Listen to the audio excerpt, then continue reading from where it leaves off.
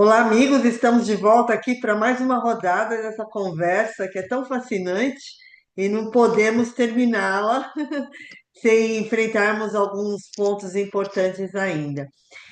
Doutor Gilberto, quais são os tributos atingidos por essa imunidade das organizações religiosas? Que tipos de tributos são atingidos? Ok, doutor Tânia Parker, sensacional essa parte B, né? Tomara que quem viu a parte um fique empolgado e venha para cá, porque a gente tem ainda bastante coisa para conversar sobre esse assunto tão rico. Sem Mais uma dúvida. vez, saudação à sua presidência na OAB de São Paulo, de Taboão da Serra. Sucesso Perfeito, lá. obrigada. Ou seja, não, o respeito nosso gigantesco, porque também sou de uma subseção da Rio de Janeiro, subseção Ah, de São João de Meriti, é a ok. subseção onde sou envolvido, fui da diretoria e etc. Mas veja só, primeiro a gente tem que conceituar as coisas. Tributo é gênero. Então, quando eu falo tributo, todos os cidadãos são sujeitos a pagar tributos, porque tributo foi o jeito que nós encontramos para organizar o Estado e financiá-lo. Uhum. Esses dias eu estava assistindo aquela sériezinha ali que a Rede Record passa com relação à questão do surgimento do reino de Israel. E uma das preocupações quando o profeta Samuel chama Saul e ele é nomeado por Deus numa teocracia, não numa democracia, e o nosso caso é democracia, ali era teocracia, Deus nomeia, unge Saul como rei, Saul começa a cobrar impostos do povo. E há uma discussão. Nós nunca pagamos imposto, nós nunca tivemos nada aqui, cada um dava o que queria dar. E Saul diz: olha, vocês querem ter um exército. O rei precisa ter como pagar esse exército, tem que pagar as coisas. E esse dinheiro sai da onde? Da mão do povo. Então, criou-se o conceito de tributos para que o povo sustentasse a estrutura do governo, do Estado, municipal, estadual e federal, e esse tributo é que é gênero. Por que ele é gênero? Porque imposto é uma espécie. Você lembra que você perguntou lá na primeira parte se a igreja pagava imposto? Eu disse Uhum. não, mas a igreja paga tributo. Sim, porque tributo é gênero. Então, além do imposto, eu tenho taxas, Uhum. quaisquer sejam elas, e taxa é sempre uma retribuição por um serviço prestado. O imposto é Perfeito. uma cobrança genérica que você Uhum. paga para constituir as despesas do governo.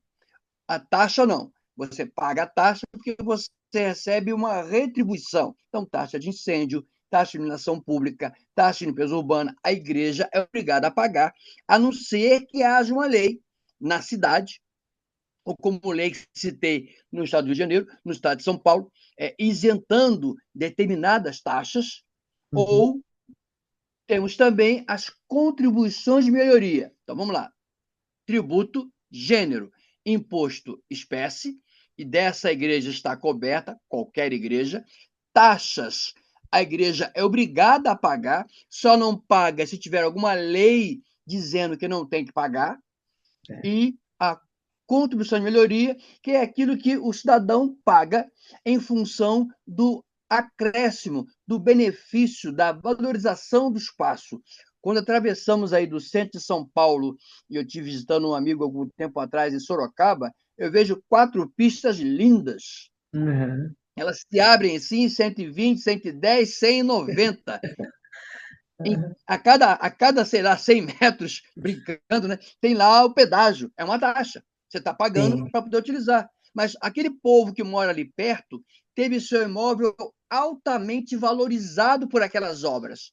sim. Então, o governo municipal ou estadual, dependendo de quem fez a obra, tem o direito de colocar um acréscimo de contribuição de melhoria. E Certo. todos que foram beneficiados vão ter que pagar. Então, tributo, gênero, imposto, taxa, contribuição de melhoria.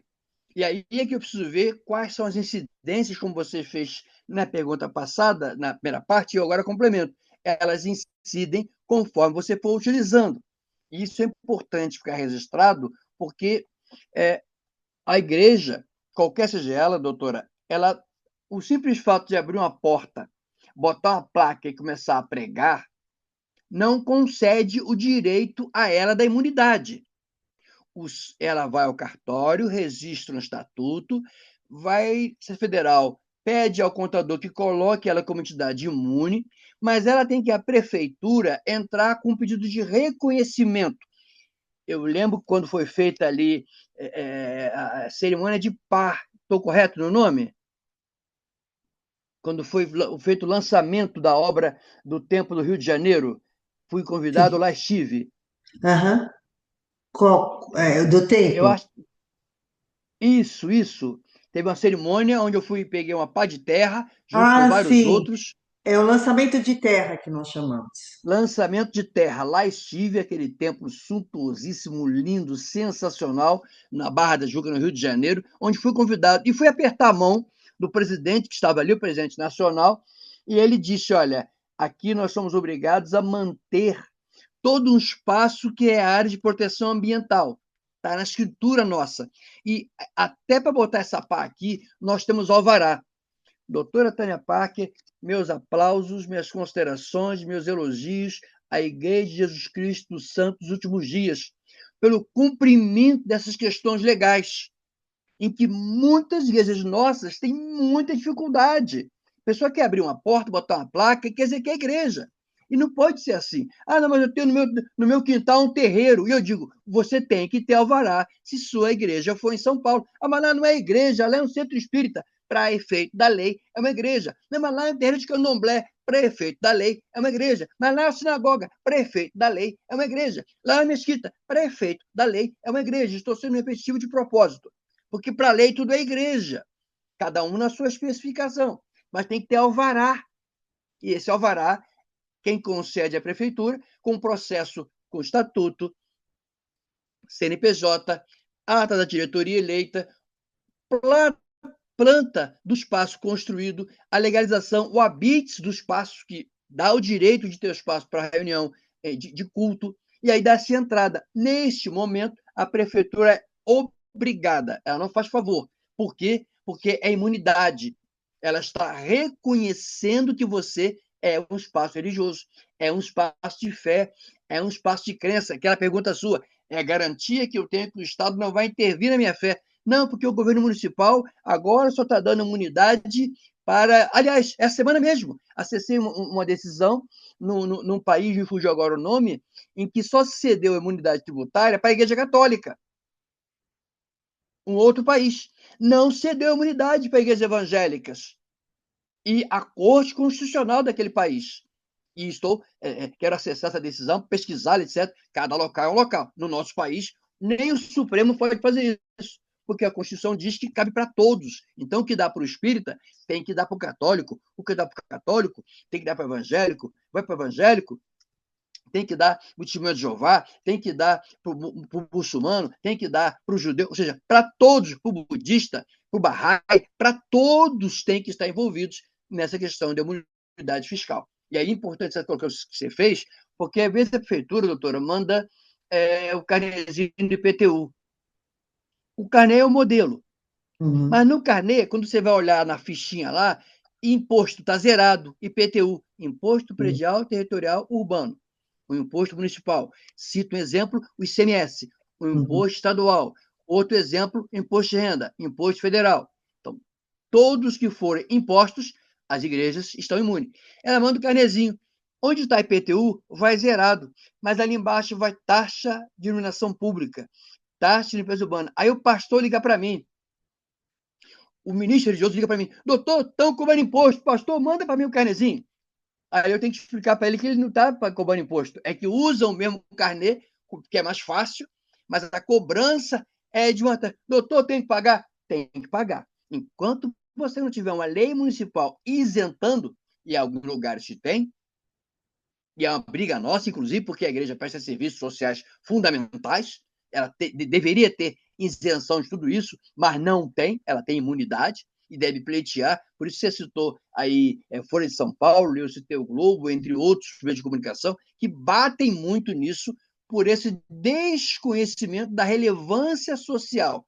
Você não vê eles baterem nem em partidos políticos e nem em sindicatos. E os três uhum, estão cobertos pelo tá, artigo 150 da Constituição Federal. uhum. Perfeito. Eu gostei muito dessa. dessa distinção que o doutor fez, que foi muito clara, muito objetiva, muito esclarecedora também. Não é? Então, vamos lá. O que as igrejas estão imunes? IPTU, IPVA e ICMS, correto? Qualquer imposto municipal, ISS municipal e PVA municipal. Qualquer outro imposto que se crie no município. Não Tá. importa. Se querer agora, não tem que pagar. Impostos estaduais, ICMS, que é o Uhum, pagamento com relação à compra. IPVA, que é de propriedade do imóvel, desculpe, do automóvel. Importante que esses bens estejam em nome da pessoa jurídica, da igreja. uhum, Fiquem atentos a isso. ITBI, Imposto de Transmissão de Bens Imóveis. É, é, o Imposto de Renda. O uhum, IOF está agora. Eu estava assistindo aqui agora a discussão na Câmara com relação à mudança do IOF. Para uhum, nós, isso não quer dizer nada. uhum. Imposto de operação financeira é imposto. Igreja não paga. Ela é Perfeito, imune. perfeito. É Imposto isso de mesmo. renda, igreja não paga. Então, você tem impostos dos três níveis em que as igrejas, qualquer seja a fé, estão imunes. Perfeito. E isso vale não só para igrejas, independentemente do número de membros, como o doutor bem colocou a princípio, se tiver 2 membros, é considerado uma igreja. E vamos repisar o que o doutor falou. É uma organização religiosa. Por exemplo, se houver uma organização dos ateus, que não é uma igreja, não é? É uma organização religiosa. Eles também estão isentos, Boa, doutor? boa. Olha que provocação sensacional. Só aí cabe a parte 3, hein? Mas vamos ficar por aqui. É sério. E por que isso é importante? Porque eles não são religião. Todas as outras associações, todas as outras ONGs, todo outro terceiro setor que a igreja também faz parte, só que a diferença dela é que ela é uma organização de crença, de fé. Eles não. Eles vão ter que pagar o imposto, mesmo sendo Ah, organização, porque se são ateus, não tem religião. E um case sensacional, já que você me provocou, vai agora, aqui no Rio de Niterói, a loja maçônica de Niterói e a loja maçônica de Brasília entraram com ação para não pagar imposto. Eles queriam a equiparação, já que eles têm templo, usam a expressão templo, eles usam ritos, eles usam questões profanas e seculares, eles usam questões voltadas para sacerdotes, inclusive, eles usam essa nominação. O que o Supremo entendeu no voto do ministro aposentado agora, Ricardo Lewandowski, Lewandowski. agora mesmo aprovado como professor emérito da USP, nosso atual ministro da Justiça e Segurança Pública, disse que eles não são igreja, eles não trabalham com fé. O sobrenatural não é a existência deles, eles são uma instituição humanística, de aperfeiçoamento humano, de melhoria das pessoas e que aceitam todos os credos de todas as crenças. Então, eles não têm um Deus, uma divindade Uhum. nesse sentido. E o Supremo não acatou a loja A maçônica tese. Aham. como templos e foram ter que pagar imposto de renda. Então, Perfeito. no Brasil foi o Supremo que disse, apesar de muita gente na parte teológica discutir isso, né? São religião, não são religião, não são religião. E quem disse isso foi o Supremo Tribunal Federal. E porque não são religião, vão pagar, têm que pagar imposto. Cito outro caso rápido: uma igreja, a Comissão Europeia de Direitos Humanos negou para a chamada igreja. O nome é meio esquisito, mas seria como se fosse uma igreja do pastel, literalmente. Eles criaram uma estrutura jurídica e foram pleitear imunidade da sua instituição e também para o tratamento como fosse membro de igreja. E a Corte Europeia entendeu que o modo deles funcionar é de organização, é de uma associação, é sem fim lucrativo, mas não tem sobrenatural, Hum, não tem religião. O Deus que eles cultuam não é um Deus sobrenatural, de fé, de crença, e sim um Deus de que o presidente deles é quem faz as atuações lá junto a eles. E a Corte Europeia, Igreja do Pastel, Pastelaria, a Pasternak, alguma coisa assim.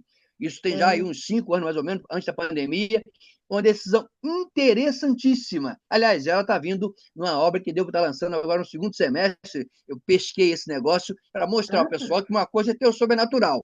Uhum. Até para ter a proteção do governo, do Estado, da Constituição. Eu tenho que provar que sou igreja, que lido com fé, com crença. Então, você disse bem. E dos ateus? A nossa OAB tem que pagar. Se ela não fizer contrapartidas, ela tem que pagar os impostos. A não ser que ela tenha a SEBAS, como tem escolas, instituições, hospitais, várias ONGs famosas no Brasil que vão para o governo, fazem um cadastro, têm lá os certificados, deixem de pagar impostos enquanto cumprirem as obrigações e as contrapartidas daquele certificado. Perfeito. Contrapartida, doutor, só para explicar, um hospital, por exemplo, particular, ele tem que atender, por exemplo, de cada 100 pessoas que atende, 40 do SUS. Ele tem que provar que ele atende, sem cobrar nada. Sim, Uma sim, escola tem que dar um percentual de bolsas. Então, ele prova isso. Aí ele recebe essa imunidade por aquele tempo, enquanto ele cumprir a contrapartida. Deixou de cumprir, ele perde. Igreja, não. Igreja não depende de cumprir contrapartida nenhuma. O simples fato de perfeito. ela abrir a porta e pregar a sua verdade, qualquer seja ela é igreja. Ela tem imunidade constitucional. Tem razão. Daria uma terceira parte dessa nossa discussão, porque a liberdade religiosa não é uma liberdade que protege somente as religiões. Protege os ateus, protegem os maçônicos, mas nessa questão tributária tem esse viés do Sim, sim, sim, sim. direito que eu acho muito interessante. Sim, a PUC, Pontifícia Universidade Católica, é uma fundação. A universidade, a Exato. faculdade que eu cursei era uma fundação e tive uma briga com ela. Terminei meu curso sob mandado de segurança por conta Ó, dessa questão. Porque é uma fundação, então teria que cobrar uma mensalidade, a contrapartida, para as pessoas com sim, menor sim, com poder descontos. aquisitivo, que é o caso da PUC. Exato. Bom, mas não vamos entrar nesse mérito. Professor, adorei os esclarecimentos e os exemplos muito pontuais, muito importantes que foram apresentados. Vamos lá, que nosso tempo também está se esgotando de novo, porque o É assunto é sério? maravilhoso, né? Nem começamos? Pois é, pois é. Doutor, e quais as dificuldades práticas para as organizações religiosas? Eu sei que o doutor já mencionou aqui que elas têm que fazer esse registro, não é? Registrar o CNPJ e demonstrar que são organizações religiosas. Como se dá essa prova? No estatuto. Na hora de contratar o advogado, e aí muito cuidado nessa hora, estamos com muita gente fazendo estatuto com Ctrl+C, Ctrl+V. É igual faculdade Hum, TCC, né? Estou cansado de dar zero para aluno, doutora, com todo respeito, de dar, sorry. de, de, de dar zero para aluno, porque ele traz trabalho copiado. Eu digo, olha, eu li seu trabalho, é cópia do não sei tá, do site tal, ou você copiou do seu colega. Então tem gente pegando estatuto na internet, e não é Aham, errado fazer isso, não, nem é pecado também, não. Mas isso traz problemas. É aquela sim, brincadeira de botar roupa de Saul em Davi. O uniforme de Saul era bom para Saul. Davi, com o uniforme, não tinha matado Golias. Ele tirou o uniforme e foi brigar com Golias sob a direção de Deus e ganhou a guerra, mas sem o uniforme de Saul. Então, é o sim, estatuto que tem que estar descrito quais são atribuições. Você agora falou a questão dos ateus e os religiosos. Sindicatos de patrões, sindicato de empregadores, sindicato de empresário, não tem imunidade. perfeito, A Constituição só concede imunidade para sindicato de empregados. Foi o perfeito. Constituinte que fez a distinção. Ele discriminou. Para isso serve, para isso não serve. O sindicato de empregado, sindicato de empregador, sindicato empresarial, ele pode conseguir isenções. Ele vai Perfeito. buscar apoio político no Estado, no município, na União, e tem algumas isenções, mas a imunidade não tem. O de empregado tem. Então, mas os outros entidades não têm? Não tem, porque o Constituinte deu para uns e não deu para outros a imunidade. Por isso que a igreja tem que colocar no seu estatuto, colocar advogado especialista para fazer estatuto, diferenciar o que é governo episcopal, centralizado, o que é governo congregacional, onde todos participam e votam, o que é governo presbiteral, onde um grupo decide, pequeno, resolve as coisas no sentido jurídico, diga-se de passagem, procurar um contador especializado nisso, e aí bota a igreja como instituição, não, porque a igreja vai dar lucro. Minha doutora Tânia Park, a igreja não pode dar lucro. Uhum, Quando ela faz balanço de imposto de renda, ela tem resultado positivo, e ela uhum, não distribui lucro entre seus membros, seus fiéis, associados. Ela tem que reinvestir isso. Isso vai estar escrito aonde? Lá no uhum, imposto de renda. Como é que ela prova a sua pergunta? Ah, mas ela tem estatuto e diz lá que é de fé, mas o imposto dela é diferente. Uma coisa tem que bater com a outra. O imposto de renda dela tem que declarar que todo o dinheiro que ela recebe é reinvestido em pregação da sua fé, qualquer seja a sua fé. Por isso é importante ter os documentos e ter advogado especialista e contador especialista. Quero aproveitar essa sua colocação para lembrar que a Constituição foi emendada 2 vezes recentemente. Ela foi emendada na emenda 116, essa de 88 recebeu a emenda 116, e a 116 trouxe uma novidade interessantíssima, que é a não cobrança do imposto sobre imóveis alugados.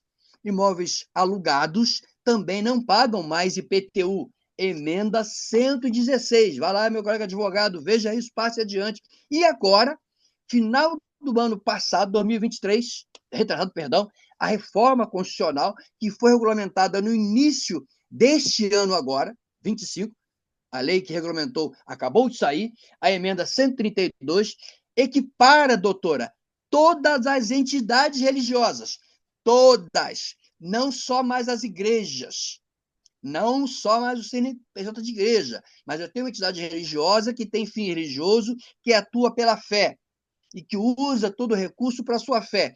Ela também entrou no guarda-chuva da imunidade, qualquer seja a entidade. Essa foi a grande inovação.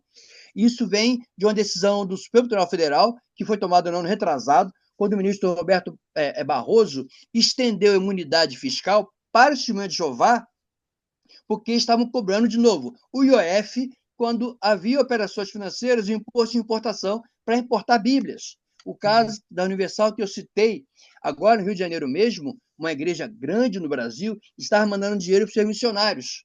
uhum. E o TRF do Rio de Janeiro, TRF2, teve que decidir que o formato de mandar podia não ser o melhor. Tem que ser via Banco Central, tem uma conta CC5, o dinheiro entrar direitinho, mas que a finalidade era correta. Então, definiu que a igreja tem direito de mandar o dinheiro para o seu missionário para o estrangeiro. Ela tem que declarar tudo isso, minha colega. Daí a importância disso, de que essa extensão dessa imunidade para instituições. Se você me permite, antes dessa emenda constitucional, eu tive a honra aqui na minha cidade de São João de Meriti de ter uma vitória sensacional. Nós temos uma associação de igrejas que é como se Uhum. fosse uma diocese.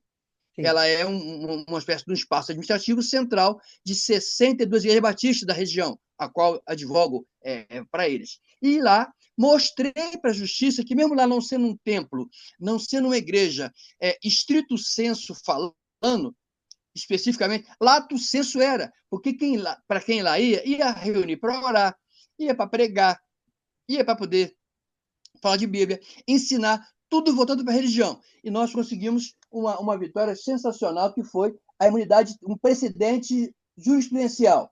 O juiz concedeu em 15 processos que a Uau. igreja tivesse o privilégio de as igrejas da região tiveram a sua associação reconhecida com a imunidade, que até a emenda 132 era só para templos religiosos, só para a igreja. E aí, nesse Uhum. caso, da emenda para cá, foi reconhecida como sendo para qualquer organização religiosa. Doutora, só para lembrar, eu não disse isso no início, é importante colocar agora, e quem viu a primeira agora vai ter o complemento. Quando o Supremo, num voto magistral do ministro Gilmar Mendes, definiu o que era templo, o texto fala só em templo. Uhum. Alguns entendiam como espaço físico. Gilmar Mendes, num voto magistral condutor que vige ainda hoje, diz que templo é tudo aquilo que serve ao culto. Então, se sua igreja tem lá a ceia do Senhor mensalmente e se compra esse vinho para ceia, suco de uva, isso é para o templo. O banco que vai usar é no templo. O microfone é do templo. Ou seja, tudo que for usado para o culto, a casa que o pastor mora, a casa que o elder mora, o espaço religioso que é usado para ensinamento, o espaço que é usado para a casa pastoral, para a biblioteca, é do religioso. Eu até falei outro dia para o pessoal do terreiro de Umbanda e Candomblé que eles têm uma coisa interessante. Eles se utilizam, eles não usam muito templos separados. São pedaços da casa que eles se utilizam como sendo o seu santuário. E ali tem suas reuniões, seus cultos, seus rituais religiosos, etc. E eu sugeri, olha, por que vocês então não... Porque você está no nome da pessoa física, aquela casa, mas lá dentro tem um quarto onde ele faz suas oferendas. E eu sugeri, você pega a casa, faz um contrato de locação com o terreiro, tem que regularizar o terreiro, ter estatuto, ter CNPJ, ter diretoria, faz um contrato de locação daquele espaço, daquele quarto que você usa, e aquele contrato vai à prefeitura e ela é obrigada a lhe conceder a isenção, no caso agora, a imunidade tributária daquele pedaço da casa, doutora, que foi alugado. Porque agora o espaço alugado também é cedido nesse sentido. Ou transformar a casa inteira.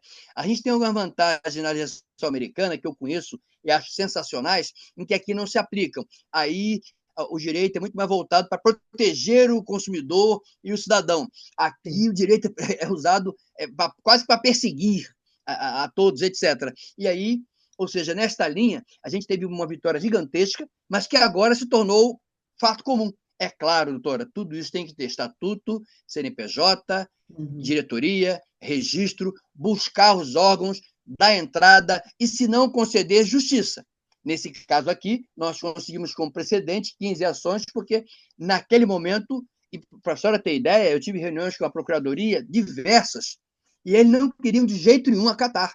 E eu disse, olha, isso aqui para nós é como a diocese. A diocese é a igreja? Não, é a sede paroquial. Mas a prefeitura concede a imunidade para ela. Nós também queremos Uhum. tratamento igualitário e eu tive a alegria Sim. de conseguir, por graça de Deus, o precedente judicial de inovação e que agora é constitucional no Brasil para qualquer entidade religiosa. Maravilha. Doutor, eu realmente fico assim, enaltecida com a sua fala, nos privilegiando com tanto conhecimento. Não é? 5 anos de faculdade muitas vezes não dá um décimo de seu conhecimento, não nos Bondade sua. provê. Não, é verdade. E isso me faz pensar muito, todos esses pontos que foram discutidos, que são técnicos, são jurídicos e técnicos, Sim, sim, senhora. são de vital importância para a manutenção das organizações religiosas.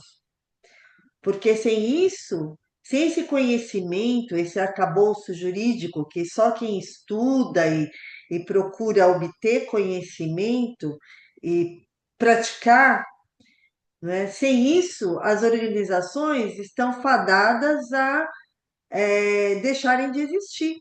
Porque como você pode manter uma organização religiosa sem um templo, sem um terreiro, sem um local de reunião?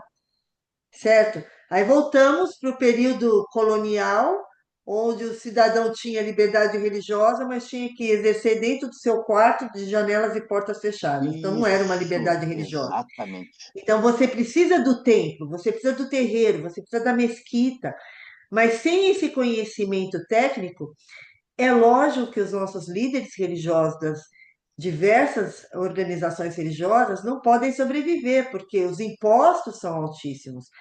E eu sou advogada de família, então, quando estudando o inventário, você vê que de estado a estado existe uma diferença de tributação muito grande. E isso sufoca o Gigantesca. funcionamento da igreja, não é? Sufoca o cidadão comum. Imagina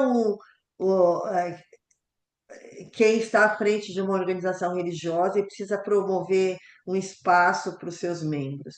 Então, diante dessa conversa e de todos os esclarecimentos, e nós temos 10 minutos agora, estamos caminhando para o nosso final, eu verifico que existe uma deficiência de advogados com esse conhecimento voltado para a prática do exercício da proteção da liberdade religiosa ou de crença e das questões tributárias, porque é algo muito específico. E se você não tem esse conhecimento, essa experiência, dificilmente você vai conseguir ajudar o seu cliente. Pelo contrário, você pode até realmente causar um grande problema para ele, sim, porque como advogado é assim, eu falo, eu não sou advogada criminalista. Se alguém insiste, eu falo assim, olha, em vez de você ser condenado a 2 anos, comigo você vai ser condenado a 30. Não é a minha área, eu tenho que ser honesta com o Com cliente. certeza. Você precisa de um Faço igual você. advogado. Então, nós que somos defensores da liberdade religiosa, advogados, operadores do direito, voltados para a liberdade religiosa, que tem essa visão, precisamos nos cercar desse conhecimento, precisamos buscar esse conhecimento para que possamos realmente ajudar as organizações religiosas a permanecerem de pé, servindo aos membros da sua comunidade. Você concorda comigo, professor? Não só concordo, como tenho sido, por graça de Deus, pedido a ele o que eu chamo de exercício de ministério de atalaia jurídico. Boto aspas. Que As especial. OABs, as OABs têm me convidado, eu tenho tido a honra, claro, didaticamente, com material, e aí fica à sua disposição. A gente tem feito isso junto às OABs e dado curso em Olha, que 40, 50 excelente. minutos, em torno de uma hora, a gente tem um conjunto de slides, seja para, como você colocou, deixar claro, gente, por que que isso funciona aqui? Por que que não se aplica ali? Outros lugares, a gente está percebendo, isso que você está vendo, é essa carência, e o que é pior, doutora, pedindo todas as licenças, como pediu outro dia no encontro, a gente está cheio de aprendiz de feiticeiro, com todo respeito aos feiticeiros. Sim. Muita gente boa no nosso meio, e você disse bem, se eu sou procurado para advogar para alguma causa militar, eu digo assim, olha, não conheço. Doutor, você é advogado, sou OAB, vale no Brasil inteiro, qualquer causa. É verdade, a OD nos concede, é igual carteira de motorista para X carro. Nos casos da OAB, a carteira serve para qualquer estado, qualquer local, qualquer assunto, qualquer pessoa. Mas pobre do meu colega advogado que pega uma causa que ele nunca fez. E, Exato. doutor, eu completo este ano, são 39 anos Olha, advogando. Mais de parabéns. 30 na bondade sua, mais de 30 na sala de aula, mas aprendendo cada vez mais, tentando entender, tentando. Aqui no Rio de Janeiro, eu soube que teve no centro de São Paulo, a Fundação Getúlio Vargas está debatendo as alterações propostas para o novo Código Civil, protocolado dia 5 de janeiro, agora pelo senador Pacheco, que deixou, Rodrigo Pacheco, e agora, e estamos já indo para o quarto encontro para debater as propostas de alteração. Eu fico sentado, gente, será que isso vai passar?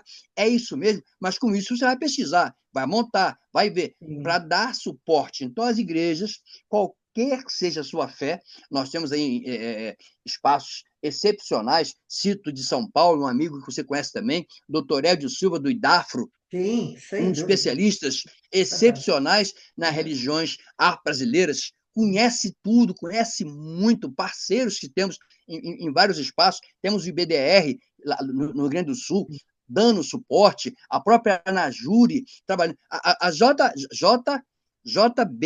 Helberman, eu troco a pronúncia, J. Ruben Clark.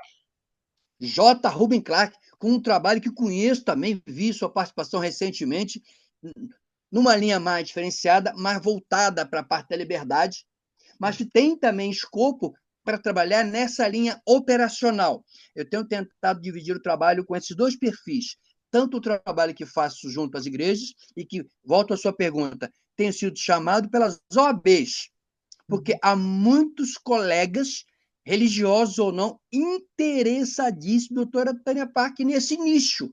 Uhum. Que Os bom. religiosos hoje são o nicho. O IBGE acabou de soltar os seus números, que estão desde 2002 presos, 3 anos para soltar esses números, saiu agora semana passada, e disse que 60% quase católicos, quase 30% evangélicos, 4% tudo quanto é religião. Uhum. muçulmana, islâmica, 1,8% espíritas, 1% candomblecistas e umbandistas. Doutora, nós estamos falando de mais de 90% dos brasileiros que têm alguma religião. Uhum. 10% são sem religião. Então, Sim. mais de 90% do nosso povo crê em alguma coisa. Uhum. Mais de 80% somos cristãos. Ah, mas o cristianismo não é religião oficial. É verdade. Só que nós temos que lembrar exatamente que o Estado é laico, mas o Sim. povo é religioso. Então, Sim. as leis têm que respeitar a fé deste povo. Sim. Mais de 80% somos cristãos. Os outros 10%, vários grupos religiosos. E menos de 10% são ateus. É evidentemente que o Estado tem que respeitar todos por igual. E aí tá, os contadores estão aprendendo, Conselho de Contabilidade Federal fazendo isso, os CRCs também, as OABs dos estados criando várias comissões, OABs federal, OABs nas cidades, a sua em Taboão da Serra é exemplo disso, desse tipo de trabalho. Para quê? Para, numa linguagem meio neologista, né? Empoderar colegas, doutor, olha, você precisa ajudar a sua fé, mas para isso, vá buscar ferramentas. Você citou aí uma situação em que eu vou pedir licença a você, e aí é um artigo que nem é meu, interessante, mas eu vou presentear nesse tempo que você me deu, os nossos ouvintes, nossos telespectadores, num artigo que uma colega fez, nesta tese. A colega nossa fez um artigo com o seguinte título: A imunidade tributária dos templos de qualquer culto. Título do artigo: A imunidade tributária dos templos de qualquer culto. Diz ela, um instrumento legítimo de proteção ao direito religioso. Um instrumento legítimo de proteção ao direito religioso. Doutora Maria Fernanda Leite de Freitas Silva, membro da comissão da OAB do Rio de Janeiro, escreve nesta obra que nós lançamos no EAB, não lembro se mandei para você, a Ah, autonomia constitucional do direito religioso. O IAB fez, são excelente. 568 páginas. Como no IAB a gente trabalha por demanda, não Aham. tem mais impresso para vender, mas eu Ah, disponibilizei a edição digital. Então, se ah, qualquer uma excelente. quiser receber o Sim. digital, é só mandar aí para o nosso Instagram, @prof.gilbertogarcia.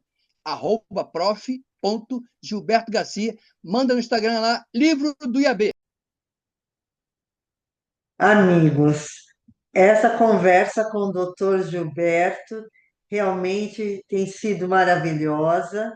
É, sem dúvida nenhuma, ele possui um conhecimento tão vasto e uma experiência tão fascinante a respeito desse assunto, que realmente é muito difícil encerrarmos, darmos, realizarmos essa entrevista em 30 minutos.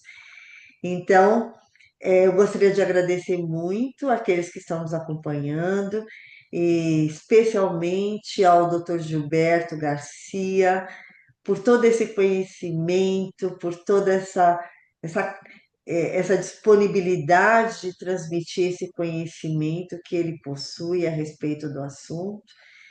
E tenho certeza que, como ele mesmo é, sugeriu, estamos dispostos a promovermos um curso na nossa subseção da OAB de Taboão da Serra sobre imunidade tributária e das organizações religiosas. Realmente é um assunto riquíssimo e de vital importância para os nossos profissionais do direito que atuam nessa área e que possuem esta visão da importância da defesa da liberdade de religiosa e de consciência, que é um direito humano e é um direito garantido na nossa Constituição. Obrigado a todos por nos acompanharem. Fiquem atentos para o nosso próximo episódio. Juntamente com essa entrevista, nós estaremos divulgando uma cartilha sobre o assunto, com pontos específicos e básicos, e vamos aguardar aí o curso que o doutor pretende, que o doutor já realiza, não que ele pretende, mas que ele já realiza em várias subseções da OAB por todo o Brasil. Obrigada a todos, boa noite, tenham um ótimo final de noite. Até a próxima.